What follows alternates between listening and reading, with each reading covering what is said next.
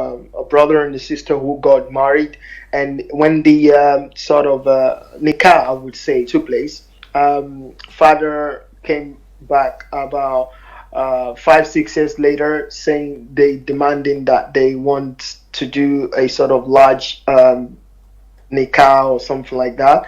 And the brother asked, "What about what we've done before, where you were present, the mother-in-law were present, families were present, and and they gave consent?" So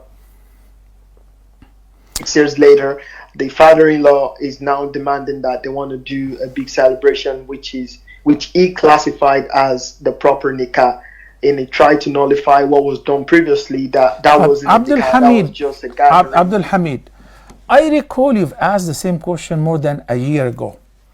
And I said there is no nikah party 10 years later.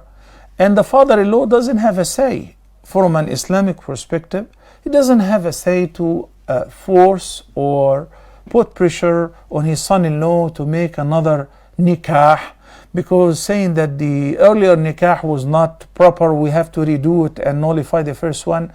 If you're talking about nikah, it was done with the consent of the father, who was father-in-law, and well, he was in agreement, and even on a small scale, this nikah is valid. The husband is willing to make another walima, invite people and so on, but this is not for nikah. Khalas, 10 years ago, later on, it is over. You cannot invite people 10 years later or even a year later and say that we want to do another nikah. In Islam, there is no such thing. I don't know about your culture, but this is not something that Islam even discussed, let alone approved.